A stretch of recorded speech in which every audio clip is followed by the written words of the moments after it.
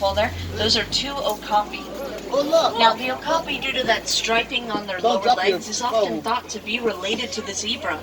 However, they're actually one of the closest living relatives of the giraffe. That can be best seen in their head shape as well as their feeding methods. Much like the giraffe, the okapi is a browser, which means it'll go for leaves higher up in the trees using its prehensile tongue.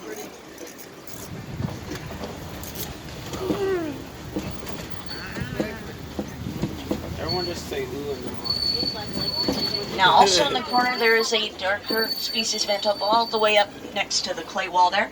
That is the yellow-backed dikerbok. Now, it's called the yellow-backed dikerbok because dikerbok translates to diving buck. That's how they escape their predators, is diving into the underbrush. oh, see it.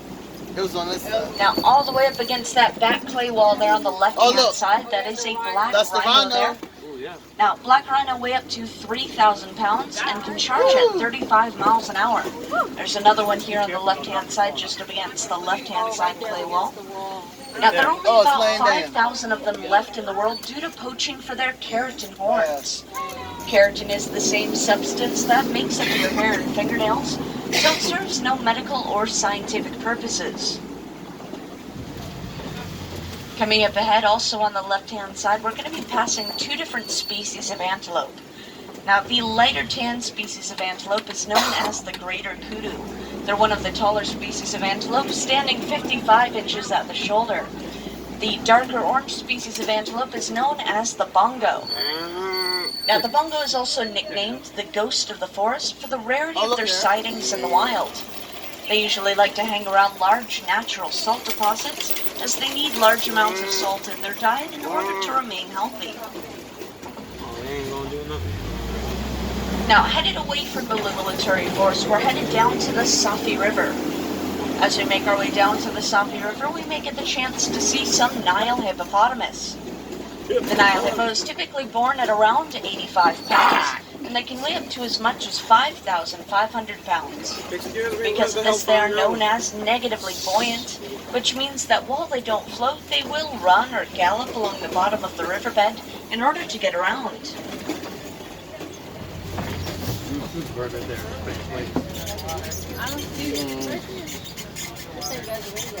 Now, it does look like there are a few hippo in the water on the other side of the island there on the left-hand side. We'll be pulling up a bit closer to them here in just a moment.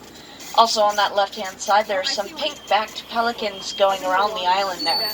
Now, the pink-backed pelican is also, the pink-backed pelican is called so because of the pinkish coloration they have during mating season. They're also colonial nesters, which means they'll nest in groups of anywhere from 40 up to 1,000 individuals. Now, hippos do spend most of their day in the water like this, like you can see here on the left-hand side. That's because they can overheat really easily in direct sunlight.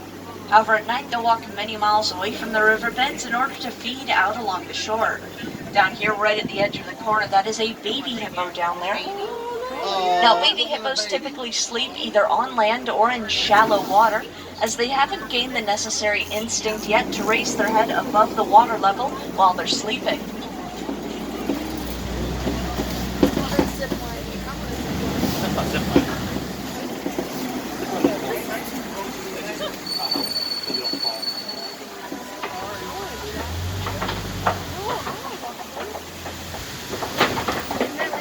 Now, heading away from the Safi River, we're going to be headed out toward the savannah.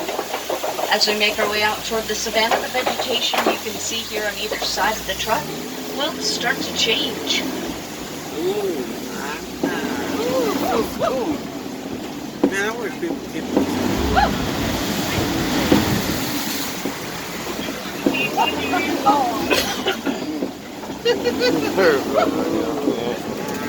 Now, coming off to the right-hand side, it looks like we'll be passing by a baobab tree. Now, the baobab tree is also known as the upside-down tree for the fact that it goes leafless up to 9 months out of the year. It does that as a way to conserve water out here during the arid months on the savannah. Storing all that water in those giant trunks that they have, they earn the nickname Tree of Life. Tree of Life. Yeah. Oh, that's giraffe. That's my That's twin. it. Headed down into the savannah, you can see how it's shaped by the animals who roam through it. Elephants will knock down trees to eat on them. Giraffe will trim up the trees while browsing. And antelope species and cattle will trim down the grasses. Now, as we reach the bottom of the hill down here, we will be passing a number of animals off to the right-hand side, including the Maasai giraffe, which you can see out among the trees there on the left currently. Now, Maasai giraffe are one of the tallest animals in the world, reaching 18 to 20 feet when fully grown. They're also unique for the very uneven patchwork that they have on their coats, whereas a reticulated giraffe would have very even, straight-cut patches.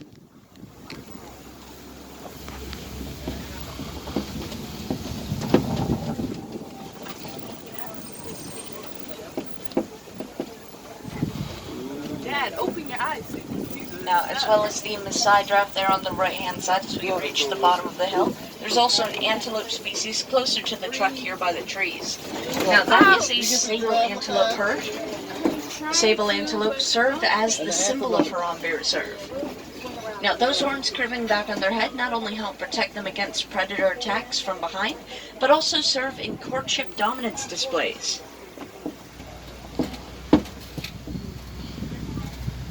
Ooh.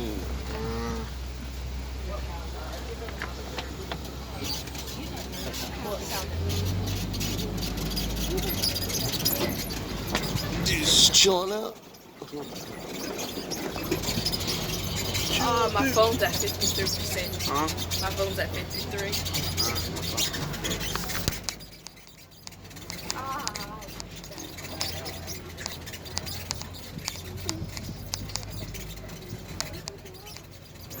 Coming up off to the left-hand side under the trees there in front of the cavern walls, you may be able to spot some African wild dogs. Now, the African wild dog is also known as the painted dog for their unique coat coloration, and they're one of the most effective hunters out here on the savannah. While they may look like domesticated dogs, unlike domestic dogs and wolves, they only have 4 toes on each foot instead of 5. Yeah, right there, just chilling right there in the shade. They're in the shade. Show your face. You could. I got a good picture of my Hey, giraffe show your face. and my twin. Coming up ahead on either side of the truck, we're going to be passing these towers of dirt here. Now, those are termite mounds. Termite mounds are made of a combination of saliva, dung, and dirt, and they can get as hard as concrete out here. Now, despite being hard as concrete, they are actually porous, which allows ventilation through to the entire structure. Some of the larger animals out on the reserve, like the Maasai giraffe coming up ahead on either side of the truck, like to use those termite mounds as scratching posts, wearing them down until smaller species of antelope can hop on top and use them as lookout towers.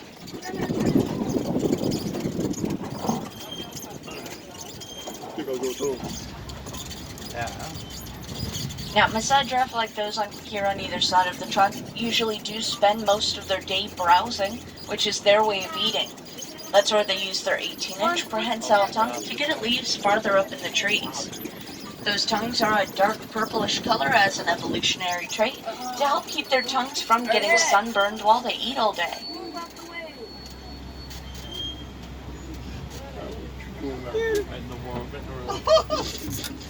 Guys, right there, there's one closer. Look how I get that one. This one's in the middle. No, And this one's going in the middle. hey buddy. Hey buddy. Look, And guys, let's talk make sure about. everyone remains seated for the entire tour.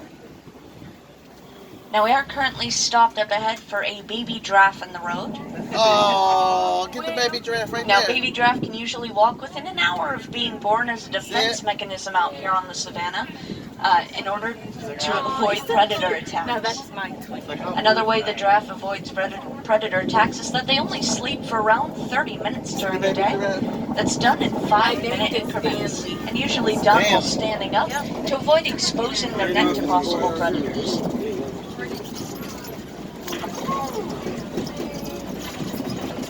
Come on, Zion.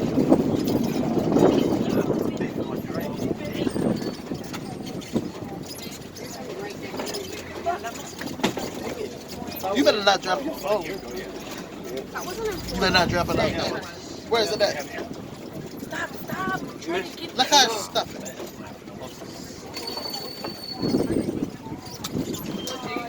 Man.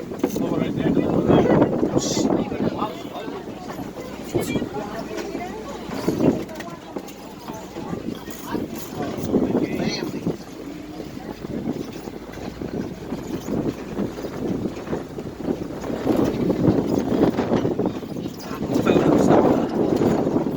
Where's the lions? Now, coming up as we around the corner here, in that ring of trees, you can sort of see the horns of some Ankoli cattle poking up over the brush on the right-hand side. There will be a bit of a better view as we round the corner of the head. Now, Ankoli cattle are also known as Watusi cattle, the people who originally domesticated them, and they're one of the only domesticated species out on the reserve. Their horns are around 3 to 4 feet each and semi-hollow, which allows blood flow through to help them regulate their body temperatures out here. There's that better view of them off to the right-hand side here. Oh, look at that big thing. See it? Right there.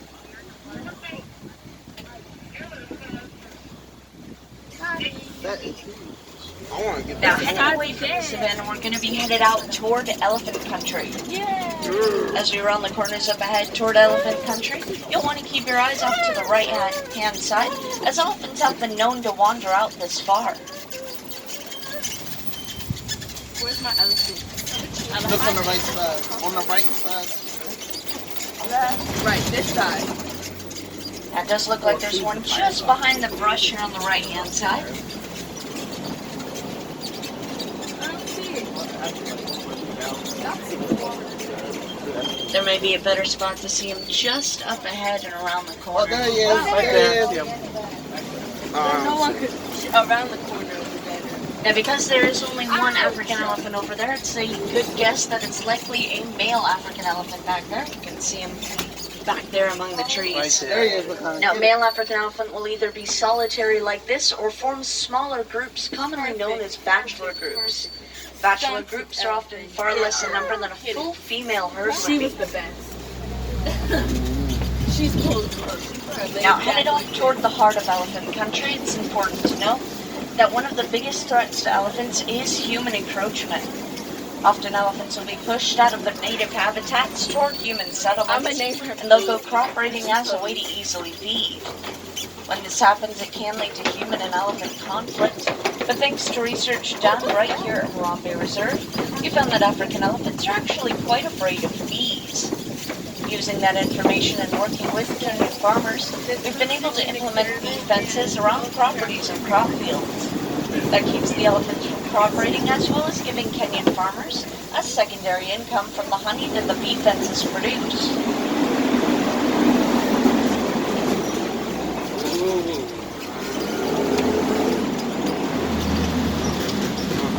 Out to the left-hand side here, you can see we're going to be passing some more African elephant just up ahead.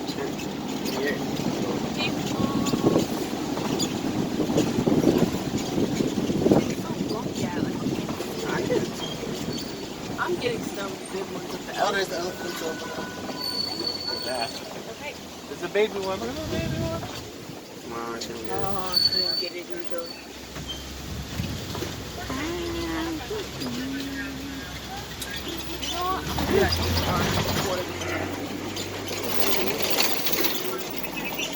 Now, one of the main reasons elephants are often pushed off of land, like you can see out here to the right-hand side, or left-hand side, is for mining operations. Elephants usually live on land that contain large amounts of metals, commonly found in your everyday smartphones and electronics. That's why it's so important to reduce, reuse, and recycle many of the electronics that we already have to help protect the elephants and the lands that they already occupy. Upside down tree. I got that.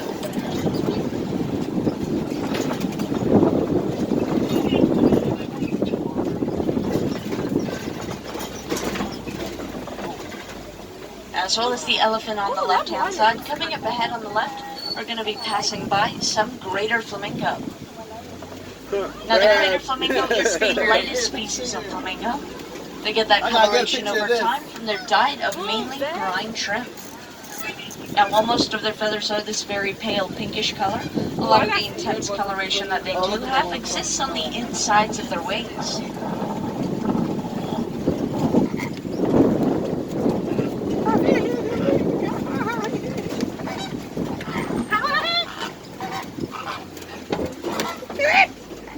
Yeah, I see.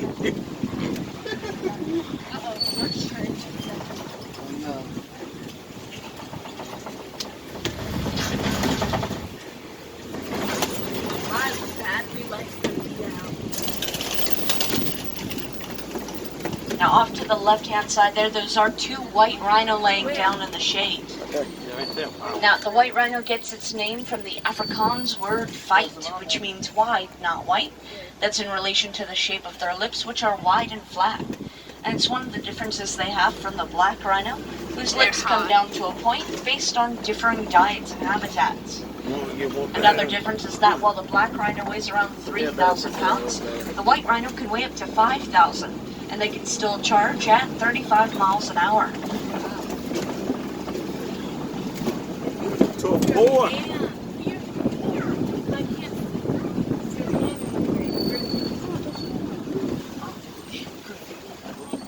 Get it right there. Y'all a couple, huh? Show the savior. Smile. Beautiful stunker. It's hard. I know it's too Look at hot. them. Well, that's a good picture. I was trying to look for the other species, the Helifino. You seen it?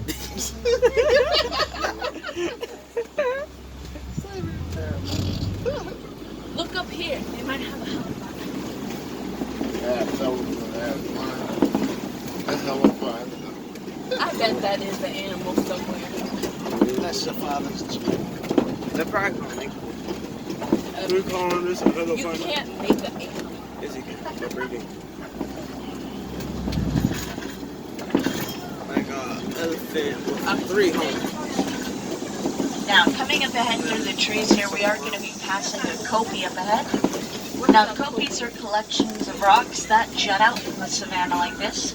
Lions can sometimes be seen hanging around kopies as a way to survey the savanna for any potential prey.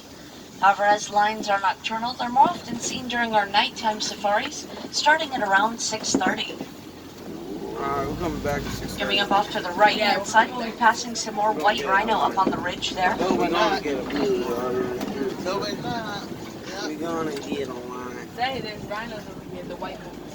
I got some good pictures of Still is there. They're your twins. Ah!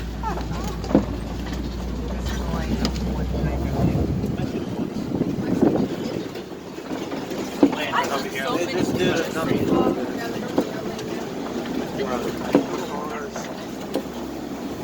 Same. No, right now. On that night one.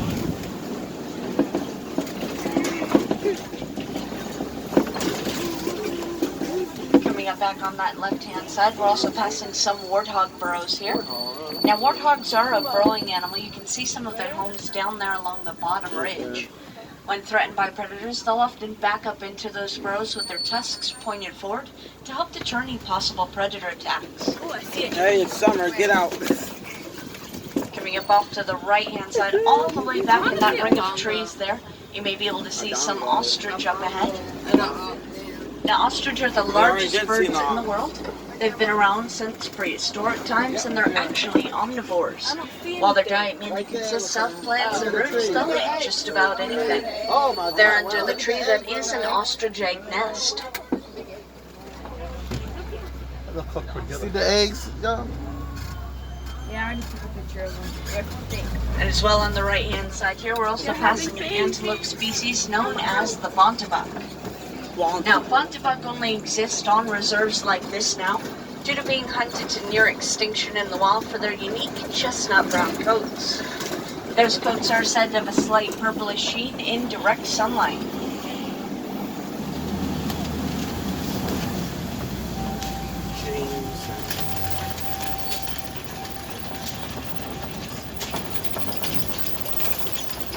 I wonder how they all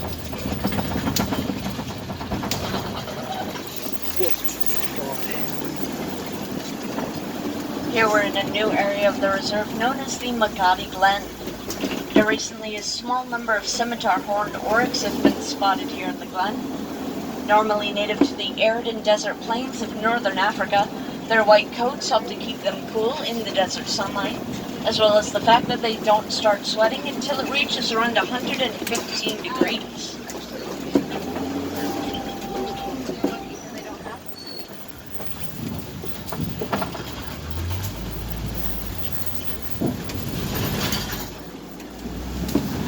Now, living amongst the wildlife isn't without its challenges. Humans living near the reserve are always looking for ways to protect their lives and their livestock.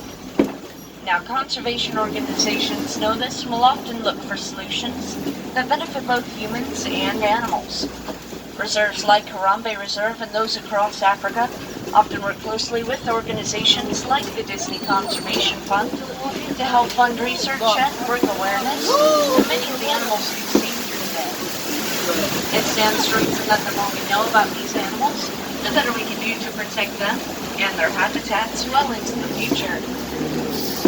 Now, while that is the end of our safari today, we'll be heading right back to the Warden's Post where we originally docked from. So it'll be another few minutes here on the truck.